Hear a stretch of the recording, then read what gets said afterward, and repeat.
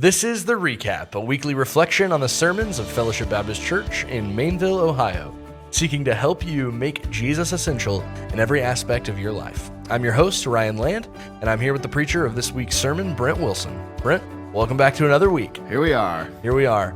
Now, I can't believe this is like a classic icebreaker question. Okay. Just like in a general setting, like Okay.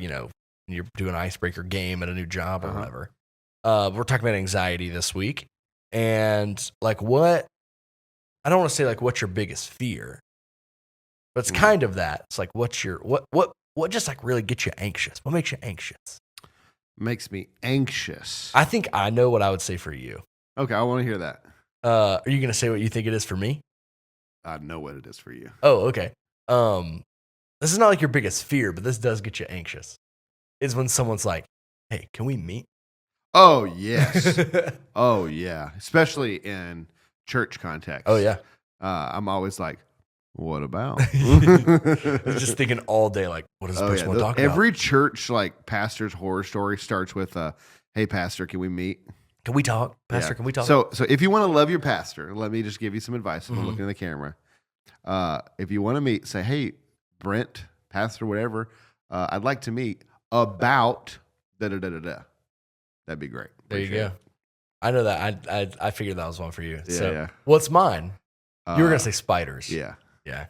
But like Are they particularly being in a situation, because your fear is spiders. But if you were in a situation like where you were like walking through a cave or you were like under a house that you thought there wasn't, and all of a sudden you like turn a corner or you get in a situation where you're like surrounded. Well, I'll tell you, my basement has a lot of spiders right now, and there's this lamp in my kind of like theater room that I keep on. And so I went down there the other day, and I mean, there are like 12 spiders on this lamp. Alive? Yes. And they're like making their webs like off the lamp onto the wall. They're like just like translucent little ones? They're kind of, but there's some bigger ones. Some of them are little, but there's some bigger ones, and they're all kind of living. Not like grass spiders. They're like living together. No, they're not big. They're all like hanging out, living together, whatever. So I turned the lamp off, and I killed a lot of them, not all of them. But it's like, and to say I turned the lamp off, I unplugged it from the wall because I wasn't going to reach my hand up there and turn the lamp off. Yeah. But now it's like we're about to talk about what like exactly anxiety is. But I go downstairs now, and I walk into that room, and it's like a tripwire goes off in my brain. I cross the threshold into that room, and I'm instantly like, there's a spider in here. There's a spider on the couch. There's a spider on my remote. There's a spider in the. I know that feeling. I mean, when Kate and I first got married, at two different places we've lived, there was some cockroaches. And I remember one time we walked into our bedroom, and literally one ran across the wall behind our bed. And I'm trying to kill it, and I definitely lost it, but told Kate I killed it and flushed it down the toilet. Kate, don't listen to this. I've since confessed. Oh, okay. But because I wanted her to be able to sleep, I was I like faked like smushed it. I got it. And threw it in the toilet and flushed the toilet. But there was. So another funny spider story that happened recently at our house. There's some big spiders, like grass spiders, in our garage near our door. And so one day I was kind of like nervous to go in the house because I have to walk past the spider. And I'm like, well, if it jumps on, and I walk by. And so I got our little like hand vacuum cleaner, and I just sucked it up. And then it was alive inside the vacuum cleaner. I could see it. And then the next day, so I put it in our 3 Seasons room, which is like outdoors. I put it in there, and I closed the door. And I came in the next day, and it was out. It had escaped the vacuum cleaner, and I had to kill it. It was bad news. So if you don't like spiders, don't come to my house. It's not the place to be right now. Or you may get anxious if you do come to my house and don't like spiders. So that is, that was my segue. And now I ruined it by pointing it out. But do you get anxious like when you're going to preach? Yeah, a little bit. I don't think anxious is the right word. Nervous? I get a little bit nervous. Okay. Yeah. Still? Do you? Only now. Did you get nervous about this sermon? No. Oh, okay. But if I am going to address a topic that's like controversial or I know is going to really step on people's toes or something like that, then I'd get a little anxious. Yeah. Well, that kind of creates an interesting distinction and thing to talk about as we define, what is anxiety. It's like, because we've got nervousness, you got worry, you've got concern about something. You've got fear, which seems related to anxiety. And then you've got like anxiety. And so like let's just like define as we talk about anxiety, let's kind of define what we're talking about. Yeah, it's a tricky definition because there's such a spectrum, and there's these other kind of synonyms that are like a little different. One thing we're not talking about is like clinical anxiety. Yeah. So we want to make room for there to be some biological brain problem that is causing this, that is outside of your control. I don't think that's most of us, but I want to make room for that to be a possibility. Yeah. We're not talking about that. But I've moved on this a lot in like the last couple of years. Okay, tell me how you've moved. Like I used to be really in on the like clinical anxiety. Like anytime I talked about anxiety, I'd give like a caveat and talk about clinical anxiety, all this stuff. And I think we're significantly. I've now moved over the last, just doing a lot of reading about it. And it's like I think we're overly there's no diagnosed, no doubt, with this. And so I think some of you may be listening now and thinking like, oh, but I've got a diagnosis from a doctor. It's like you still may not be in the like that camp. Because I think we're over medicated, for sure, diagnosed, anxious, and so it's like I think that's a slim margin of people, and I think it's probably more particularly helpful. We're saying that the diagnosis of the people who have the only cure is medicine. Yeah. Like medicine may have fixed it, but it's really just masking the deeper problem. Yeah. The people who nothing that they could do would fix it other than medicine are fewer. Yeah, for sure. And so I just wanted to be clear. It's like even people that have some medical diagnosis, I think some of this could have a spiritual root that we could talk about. Yeah, for sure. And so I wanted to, it's like a caveat to the caveat. It's like a footnote's footnote. Yeah. So defining anxiety. Yeah. We're not talking about this medical thing. But it is this spectrum because, I was talking to one person after church, and it's like, when you're thinking about, the holidays are coming up and you're thinking about all the people coming in town, all the food you're going to have to make, and all the people where they're going to sleep, and all the interpersonal relationships, and, is Uncle Benny going to be upset with so-and-so? And like that kind of can create some anxiety. It's like, certainly that could get to the level of being bad or whatever, but it's like, well, just being like thoughtful about that, and like a little just worried about all that's involved. You kind of got that level. Yeah. And then you've got like, I can't eat, I can't sleep, I am just paralyzed by this thing, and I can't do anything but think about this and talk about this one thing. Yeah. Just controlling my life. The one thing I was just looking at is like, the Greek, what is the Greek word, that's used here in the Sermon on the Mount, the writing of it. And it looks like, it's not super helpful because it looks like the same word is used for like worry or concern or something. And so it's like not a lot of clarity from like, oh, when Jesus uses this Greek word, we know he's talking about anxiety. And when he uses this Greek word, he's talking about general worry or care. But I do think there's this element in when we talk about anxiety particularly, and it's like that it's controlling, that it's guiding your decision making. It's like I can't do this thing because I'm too anxious. It's like that's a problem. And so I think there's a distinction between just being like worried about something, like you're talking about, like, oh, we've got a lot to do. It's like and being like anxious, like just like being controlled by it, being overwhelmed by it, like shutting down as a response to it. So I think that's helpful. One of the things I actually just wrote a paper about anxiety for school, and it's like there's a clinical definition that gives you some of like the physical like increased heart rate. Yeah, increased heart rate, shorter breathing, tension in the shoulders. Yeah, all that stuff. And it's like that stuff can also be true for other responses in the body. But the thing the point I was trying to make in the paper was like, that is, your body is responding to fear. It's part of your fight or flight response. And you're like responding to fear when no threat is present. It's like, that's what anxiety is. It's like feeling the threat of something that is not real. It's not immediate. There's no threat in front of you. So you're either imagining a threat or you're anticipating a threat. And then that makes your body go into like fight or flight. Yeah. So it's, I mean, like I said, super complicated. We could just sit here and talk the whole time about like what it is. And so like, what do you think, just like most helpfully for people, like kind of short, like here's what it is, here's what it's not. Well, like, what would you say? Like, you're trying to just boil it down.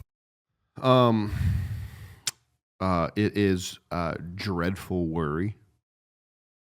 Like when we're talking about like real problematic anxiety, it is a debilitating worry, a dreadful worry. Here's how I defined it in the sermon. Anxiety is the whisper of dread that turns our gaze away from God's provision into our own fears, chaining us to that future that may never come.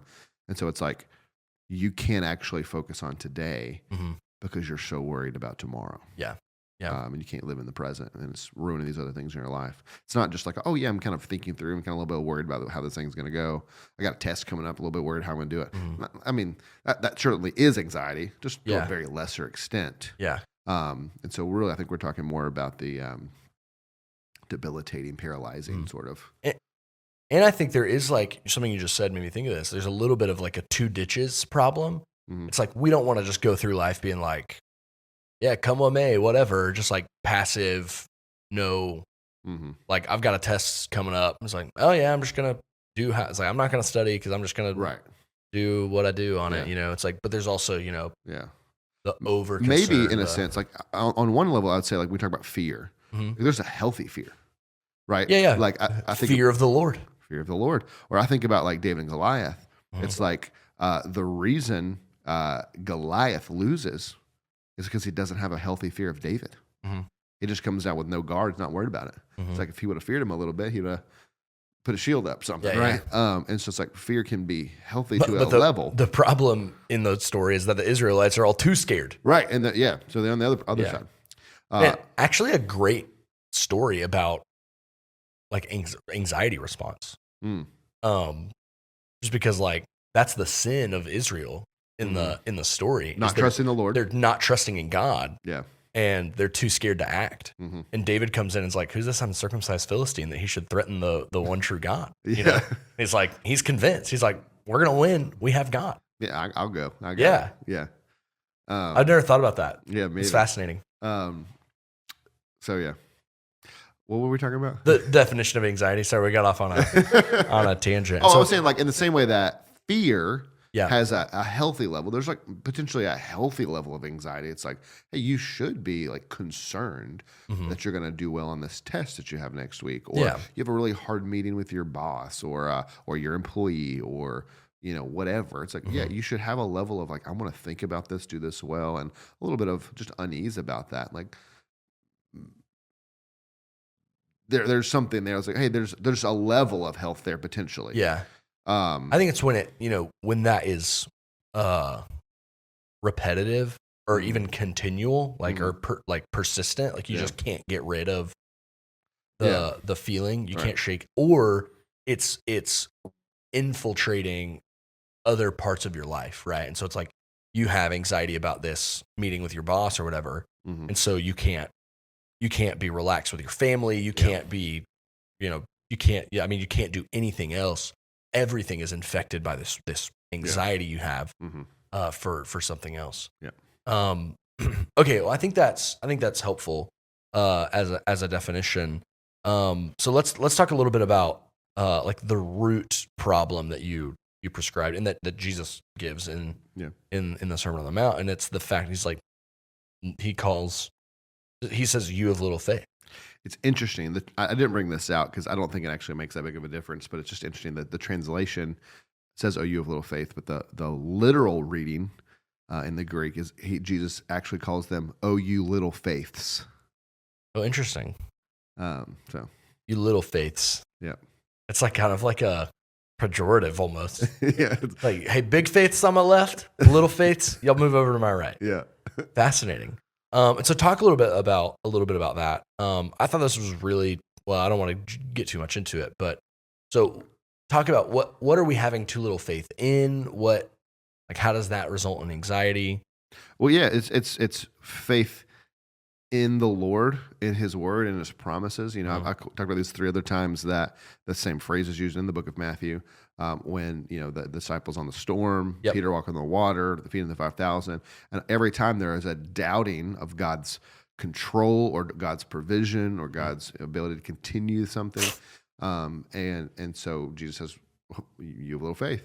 And so it's the doubting God's ability or love or care to be there and deliver on what He said He'd do, or on His goodness. And it's interesting, you know, talk about this difference between believing in God. Yeah, no, I thought this was so helpful. And believing God.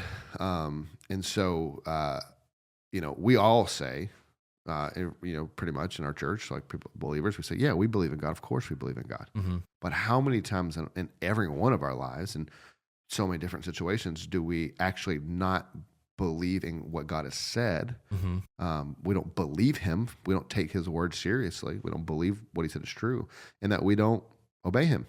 Yeah. In whatever area, you know, we let our heart rule the day. Mm-hmm. We let our emotions, our feelings, our wants, our desires rule the day, and not what He said to do. Yeah. So we believe in Him. We just don't believe Him when He says something. No, I think that's a huge distinction, because I think when people hear, you know, like, oh, you have little faith, or, oh, you know, like you're not believing enough, they think of just like believing in the existence of God. Mm-hmm. You know, it's like I'm anxious, but I believe in God. I believe God's real. Mm-hmm. It's like, yeah, that's not what we're talking about. And so I think it's so helpful to say, it's like, there's no one doubting that you believe God exists. Yeah. The question is, are you believing that God is who He said He is? Mm-hmm. That God will do what He said He's going to do, that God will deliver you, that God will give you peace, right? That God will give you life and life abundantly. Mm. And I think a lot of our anxiety comes from, you know, we talked last night at youth, we talked about belief. It's like one of the ways we grow in our spiritual walk, when we spiritually grow, is by just like growing in belief, and not just like belief in God. That's like an on-off switch. Like you either believe God's real, or you don't. Yeah. But it's like believing in who God is, in His character, right? And so our anxiety happens when we put our belief in other stuff. That's not going to deliver, right? We put our belief in our reputation, right? So it's like, I've got social anxiety because I want everyone to like me. And so what if I say something that they don't like? Or what if I say something embarrassing? Or what if it's like, you're believing that your recognition or your approval or whatever is more important than God. And you're not believing in God's approval of yourself. You're believing in other people. And so I think a lot of times that's where our anxiety is rooted, is a lack of belief, a lack of faith. And then that gets filled with something else, right? It's like, so because we don't have faith in God, we feel like we're going to have to go do something to be fulfilled, to be happy. But then that we're never going to do that. And so that becomes overwhelming. And that's when the anxiety becomes debilitating. And so I think that's super important about the distinction. It's like, hey, we're not saying belief in God. It's like belief in His character, what He's done. It's like, how do you look back? This is why I always tell students, it's like, not even particularly about anxiety, but it's like, look back to the Old Testament and see God has delivered on every promise He's ever made. Like, look to the New Testament. God has delivered on every promise He's ever made. And talk to the people in our church. It's like, and they'll tell you, there's story after story after story in our church of how God has delivered. Oh yeah. And so like, and that's not necessarily like you know, the prosperity gospel preachers would say a very similar thing, but it's like, we're not saying that God is going to deliver you an easy life with riches and all this abundance. We're saying that sometimes God is going to send the storm for you to sail through. He's just going to be with you to get you through it because he's got something he wants to teach you in it. Yeah. And so it's not that trouble is not going to come. It's that God has seen you through it. And in the storm, right? Like you can sleep in the bottom of the boat. Yeah. Because you know who sent the storm. Like you don't have to be up freaking out and then be stronger on the other side. No, you can sleep in the bottom of the boat. You can say, yeah, this is hard. Like what I'm going through is hard. But I know the Lord is in it and the Lord's working in it, and I'm going to look more like Jesus at the end. It's like you have to panic about it. You know, the Lord's not panicking about it. Yeah. And so you don't have to either. And so then in your sermon, you kind of talk about 3 ways to be free from our anxiety. Yep. So let's kind of like break those down. First is these first 2. This is a classic Brent Wilson sermon point. Okay. It's like I don't know what that means. Which is like it's gonna be found in arguing something. Oh. It's like you're gonna talk yourself into it. But I think that's what the reason Jesus gives an example in the Sermon on the Mount is because he's like what he's trying to do is convince them. Yeah. He's like, look at the birds, look at the flowers. Yeah. He's arguing with them like why are they not anxious and you are? They've got everything they need. Will the Lord not give you what they need? And so he is making an argument. He's not like, we think of arguing as like fighting. He's making an argument. He's showing them. And so first, freedom from anxiety is found in arguing the providence of God into your heart. Unpack that a little bit. Well, yeah, and one step back, it's like if the problem is little faith and the answer is bigger faith or right faith, faith isn't a mustering up of my emotions. Oh, yeah. Right? It's not, okay, I got to really, really believe this thing. It's actually just believing rightly, thinking rightly about who God is in the situation, not like trying to conjure up faith. And so one way we do that is by understanding the providence and control of God. And when I use the language of arguing with your heart, because our heart's telling us the wrong thing. Yeah. Our heart's telling us everything's out of control. Everything's spinning around. Everything's crazy. Yeah. And like, I think a lot of times and you've got to fix it. Yeah. I've got to get my hands around this. I got to set it right. And everything's going bad and the other shoe's going to drop and all this. And so it's like in those moments, we do have to argue with ourselves, like say, no, this isn't true. I understand that God is in control. He makes the world spin. He knows what's going on. He's seen me through this. He's got a plan in this. He's in control. He's going to provide all those things. Yeah. Me and Nathan were joking that the response song should have been, he's got the whole world in his hands. So I was giving him one of these during the response song. That's funny. But yeah, no, I think that's exactly right. And I think we often have a small view. We only have a little bit of faith in God's providence. And we think like, and I think this is part of it is like, you can know here, but it's like practical faith. And I don't mean that's like faith is ever impractical, but I've been putting it into practice is letting it penetrate your emotions, letting it penetrate your actions. Yeah. Where it's like, I know, kids in the youth group that they're like, I can't go walk into a store and give them a job application or do a job interview. It's like, it makes me too anxious. And I'm like, you've got to go a layer deeper than that. And you've got to think, what am I scared of? Like, what am I worrying about? And does God answer that fear? Does God answer that struggle? And like the answer is always yes. It's like, is the answer that they're going to say no? It's like, it doesn't matter. Like you have total acceptance through Christ. Yeah. Like God has totally accepted you. I like to tell myself or tell other people, it's like the worst thing that happens is you don't get the job. Yeah. They say no. They laugh about you behind your back or whatever, right? Who cares? Yeah. Like go get another job interview. And so like this poem I read, really rocked me because it's just this idea that, and I think it's about birds, but it's like I think about my dog. It's like my dog is never worried about being fed. She's never worried about My dog is, because sometimes I forget. She and it's like, if you could get in the dog's mind and look at us, it's like, why are these humans always running around so stressed? Yeah. Do they not have a father like I have one? Yeah. Who's always feeding me? Mm-hmm. And it's like, man, are we actually living practical atheism where we don't believe we have a father who's going to provide for us? Don't we believe we have a father who's providing? Like, why are we acting like this? Yeah. When we read the Exodus story, we laugh at and think the Israelites are crazy being in the wilderness. Oh, you brought us out here to die. Like, bro, you just saw God part the ocean, bring water from a rock, and bring bread from heaven. Like, why in the world would you think that? But it's like, we do the same thing. We are running around always worried that, I know he provided last week, but man, this week, I don't know. Yeah. Well, it's like, you often talk about, or often, that may be strong, but you've said before, like, if there was a camera crew following you around, it's like, would people know about your faith, about Jesus from following you around the camera crew? It's almost like, it's like you take that situation, it's like, okay, they're going to follow you around 24/7, but they're also going to edit, any reference to God, any reference to Jesus, any reference to Christianity out of the show. It's like, by your demeanor, it's like, are they gonna know that you have a Father in heaven who's taking care of you, or are you like worried at every turn? That's fascinating. It's like, man, people should look at your life and they should see, why are you so steady?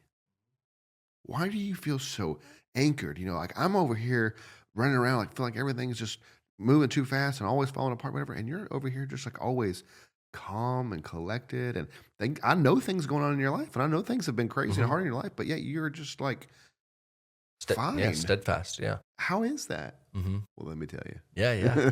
Yeah.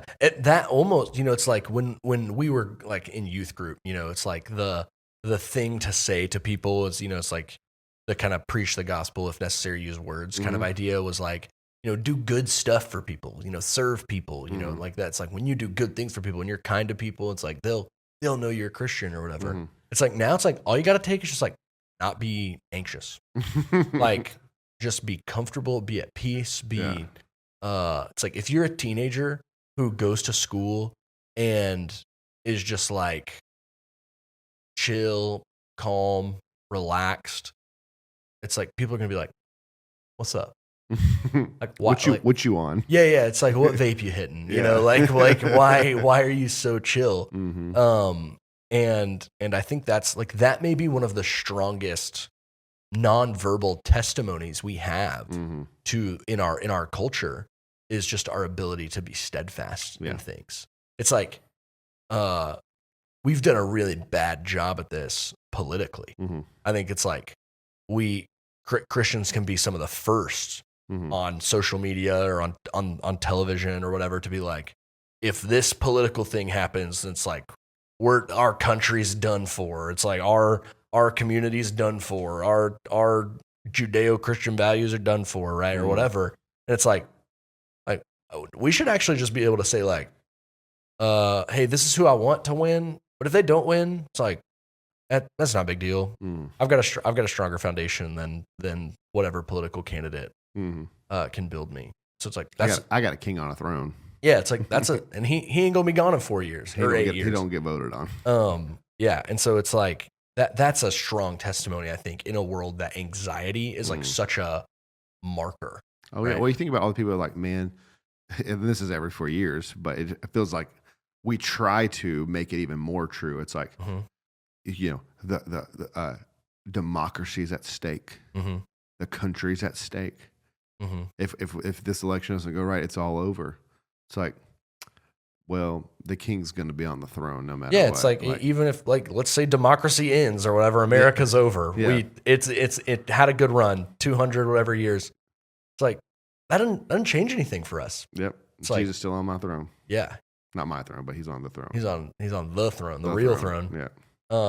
And so I think the things. It's like if we should be anxious about anything, it's kind of what we talked about last week. It's like eternal things.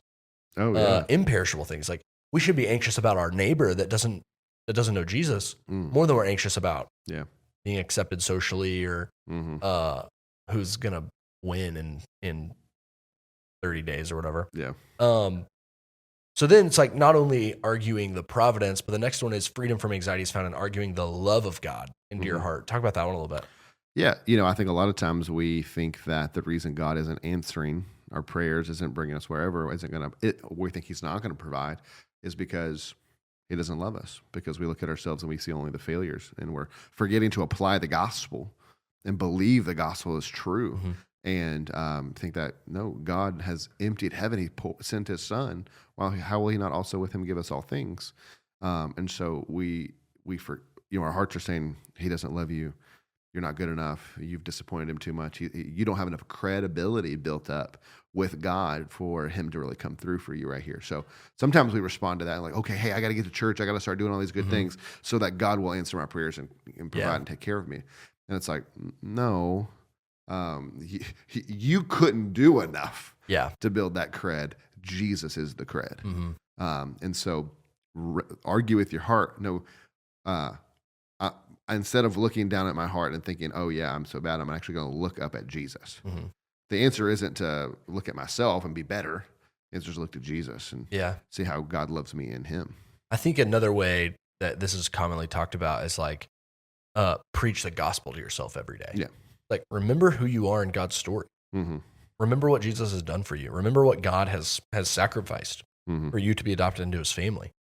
It's like, if those things are true, like if the gospel is true and we understand the gospel, it's like we should be secure in our identity. We should be secure in our financial, whatever situation, like, because we know that we've been provided for abundantly in Christ, right? And it's like, and we don't have to do anything to earn it, and we can't do anything to mess it up. It's like, and if that's taken care of, like if your eternal reality is taken care of, there's not much else to, like, in comparison. Well, yeah, there's not much to be. And if he's taking care of about that, why would he not also take care of our dinner tomorrow? Yeah, or your family, right? Or your, whatever. Yeah, no, for sure. And that's kind of connected to this next point is like, so freedom from anxiety is found in reorienting your life to make Jesus first, or to make Jesus essential. Yeah, I dropped the ball on that. And so like arguing with your heart, about the love and the providence of God, but then also turning that into changing how you think, feel, and act, putting Jesus as the primary, putting Jesus first. Like unpack that a little bit for us. Yeah, so it's really a matter of like perspective, I think.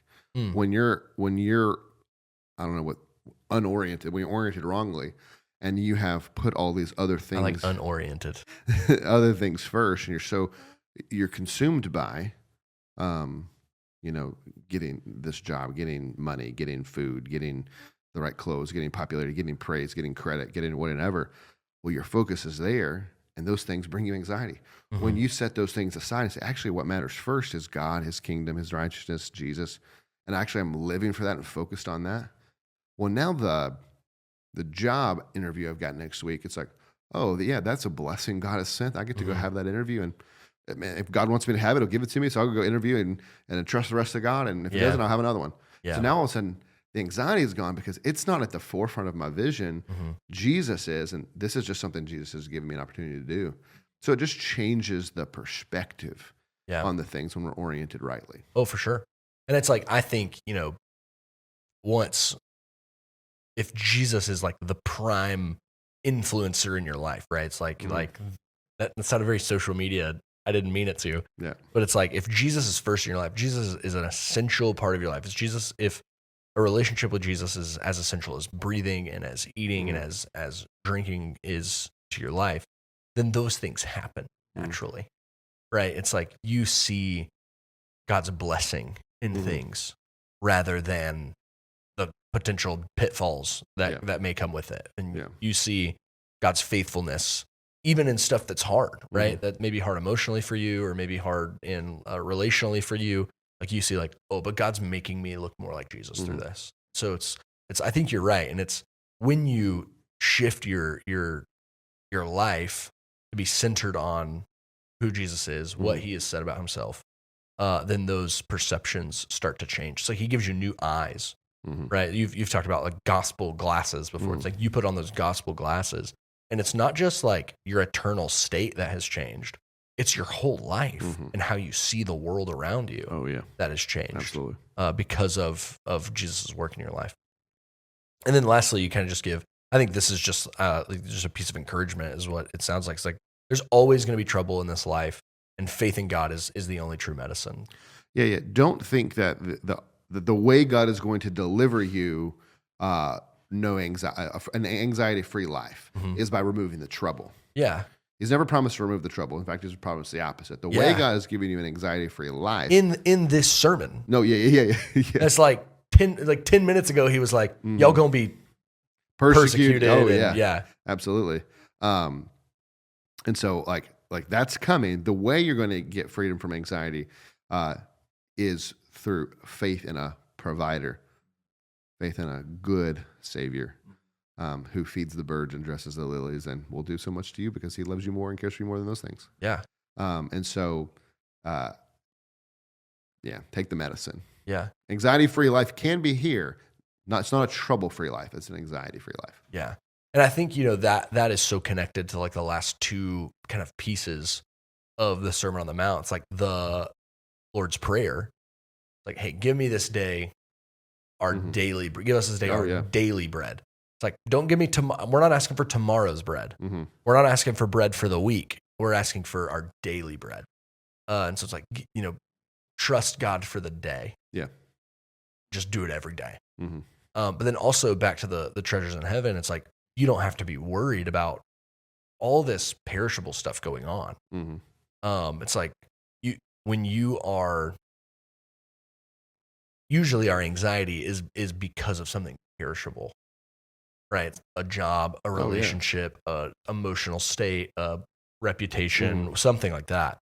It's like, hey, in 100 years, no one cares. Yeah. Like no one cares that you said something weird or like no one laughed at your joke or it's like you didn't get the job or I did fail telling a joke on Sunday and hopefully by next week no one will care. Yeah. I'd bet people listening to this podcast will probably be like, what is he talking about? And so it's just like no one's gonna care. Yeah. It doesn't matter ultimately. And so it's like it's a perishable thing. So don't put so much stock in stuff that it's not going to matter. Yeah.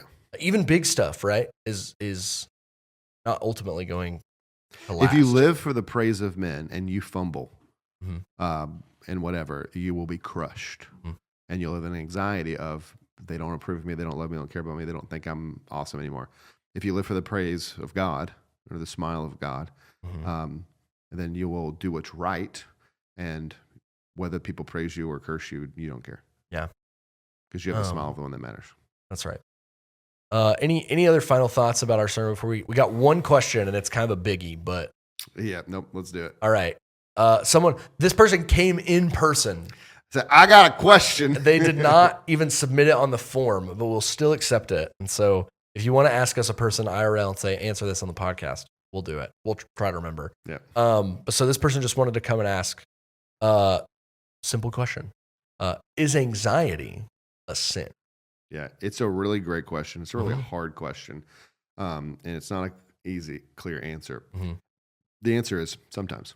Yeah. And I'm going to be really hard to give you a definition of when it is and when it's not. In the same way that anger is a sin, but not always. You can be angry and do not sin, the Bible says. You can have righteous anger. So it depends, like, are you just kind of like a little anxious and kind of worried about the vacation or like the holiday and all the people coming in and you're just kind of thinking about that and it's just kind of like a little overwhelming to you, all the stuff you got to do?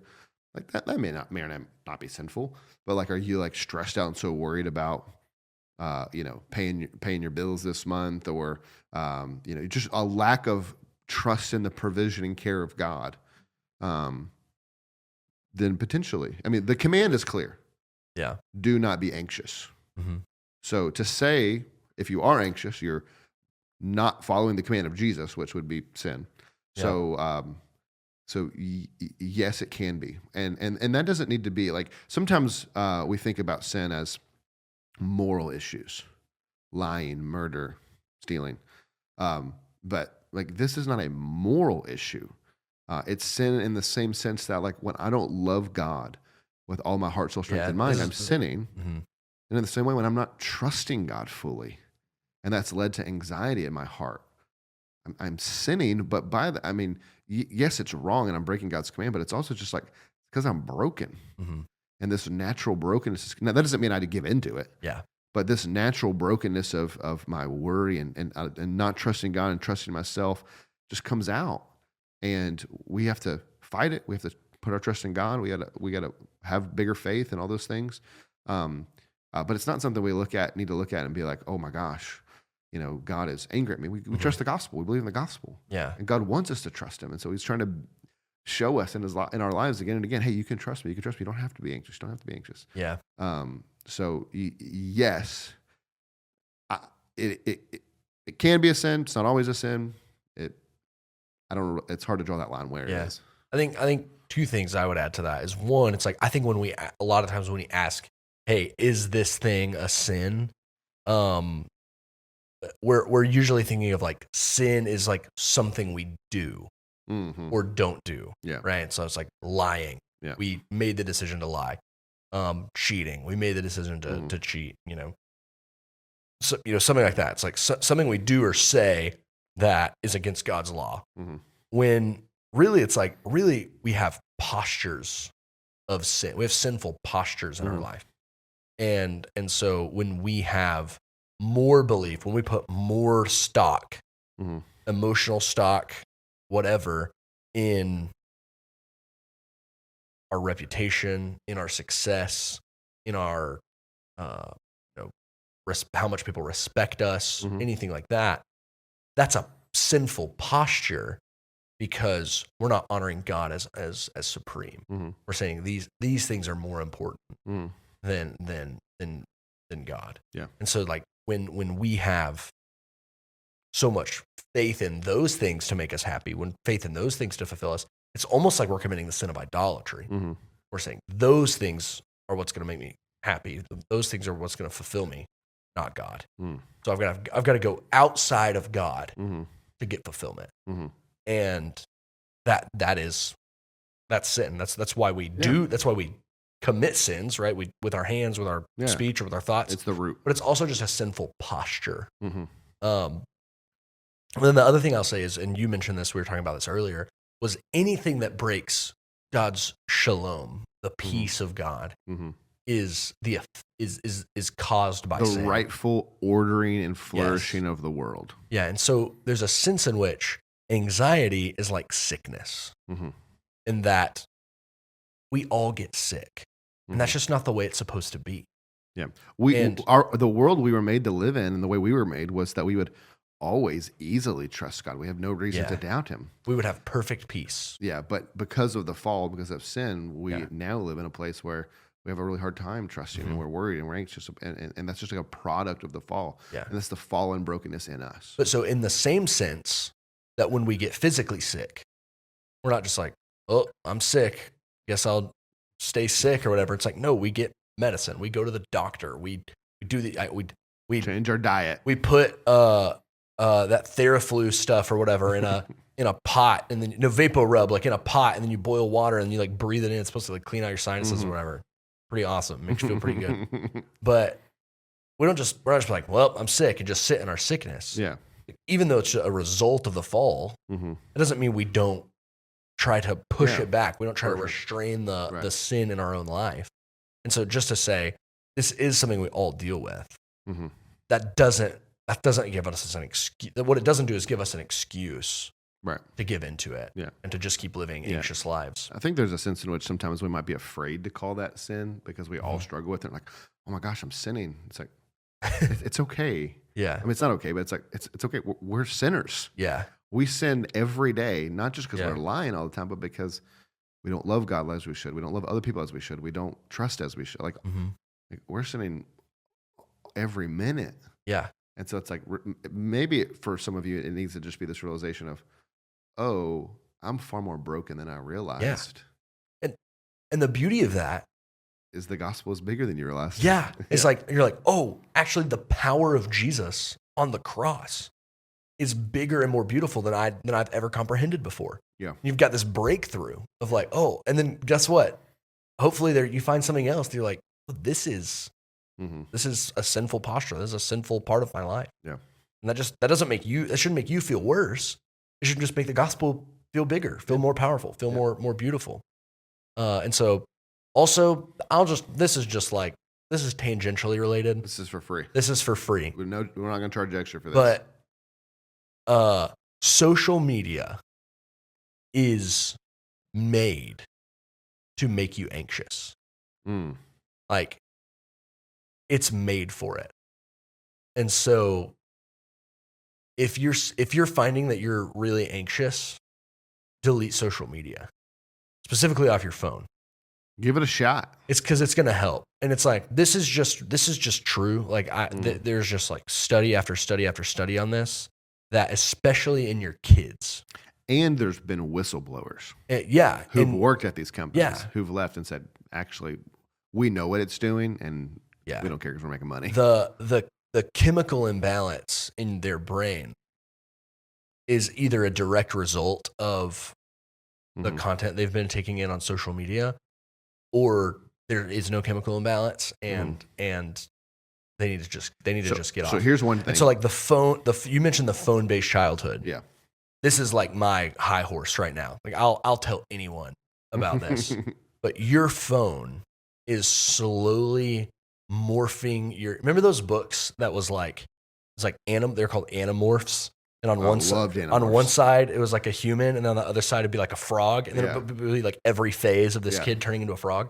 It's like what social media companies want is your happy, carefree, social child to be anamorphed into this anxious,